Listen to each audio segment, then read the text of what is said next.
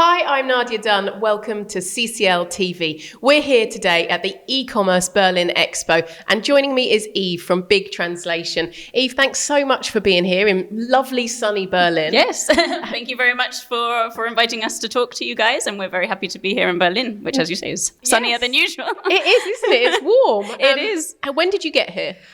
Yesterday. So we've been here for about not quite 24 hours, and we've been really lucky to be able to see a little bit of the city as well as the events that have taken place up till now for the expo. And tell us about BigTranslation, your role there, and where you're based, because I know you're not in London anymore, are you? No, we're not. Well, my role is CEO of the company, BigTranslation, and we are a translation agency aimed specifically at digital clients.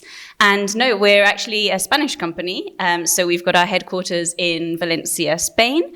But because of the way that we work, we've got a digital platform and everything is done remotely. So we've got our team of team leaders in Valencia, but all of our translators are based in their home countries around the world. And how many languages do you speak? Not as many as some people. I would say 4 at a push, being native English, and then I've got Spanish, French, and a bit of Valencian as well. That is incredible. Yeah. A lot more than most people. Could you tell us about your USP for BigTranslation? Yeah, well, really, BigTranslation, the whole concept that we really wanted to work on was to be like a traditional translation agency, offering all of the kind of languages, services that you'd expect, but to do it in a more disruptive way, because really the company was born to respond to the needs of the digital sector rather than the more traditional sectors that maybe we associate with translation agencies.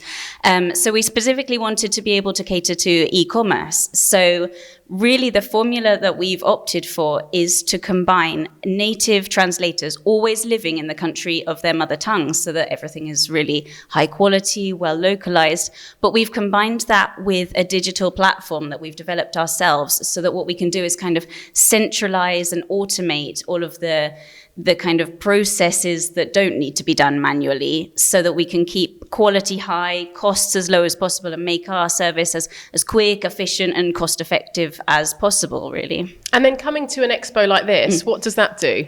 Oh, well, for us, it was an easy option. We saw that the expo was going to be happening in these dates, and for us, it was a really good opportunity to reach all of our international clients, or possible international clients as well, new collaborators, new partners. But also, Germany is one of our strongest markets currently. So it was an opportunity to kind of reinforce those partnerships with German clients, to kind of also meet new e-commerce and new service providers that might have a need to internationalize or to boost one of their international markets. So for us, it's a great option. And for other e-commerce and supply chain companies, what else could they get out of coming here? Oh, I think there's loads to get out of it. Really, from what we've seen so far, there's some really, really great companies that come here. I would say it's a really good opportunity to, if they've not been to this kind of event before, we've actually seen that there are a lot of companies that aren't at, for example, if you go to a lot of the Spanish events, sometimes you end up sort of seeing the same companies, the same partners, and this is a good opportunity to meet newer partners. Especially, we've seen there's a lot of German companies, a lot of international companies. I'd say go for it. We're happy to have made the decision to come. Excellent. And are there any key challenges at the moment within the industry that you're trying to combat? Really, I would say challenges. We kind of help companies to overcome the challenges that they face within the e-commerce world, for example. So rather than challenges within the translation sector, our main focus at the minute is to kind of say, okay, what are the challenges for you guys as an e-commerce, or you guys as a service that wants to spread to a new country? And often opportunities and challenges kind of go together. So the challenges present new opportunities, yes. Opportunities bring challenges up. But mainly, I would say we help people with internationalization. Often there are companies, especially sometimes we're working with startups, and they don't know how to take that first step to internationalize their business. So we've got an expert team behind the scenes that can say, well, this would be the best, or a good strategy to follow, or this would be a better way to boost your visibility and optimize everything in this market. Depending on the priorities that every company has, we can kind of say, well, we would offer this option and make it as scalable as possible and as cost effective as possible to kind of translate a whole catalog or a whole platform. So. And talking of strategies, what are your short, mid and long-term strategies for 22-23? Oh, well, we've got a lot. We're a company that's very much based on lots of sort of quarterly aims, quarterly objectives, as well as annual objectives. But really, I would say our objectives can kind of fall into three realms to kind of sum up for you. So the first would be to optimize and increase all of our 360 language services. So we really want to respond to the needs of the digital sector nowadays. So one of our options, for example, we're currently launching a service of translation of chatbots. So a lot of e-commerce companies need that. And it actually requires a kind of intelligent translation where you translate. And we also help them to kind of teach their AI systems to understand the culture of the public in question.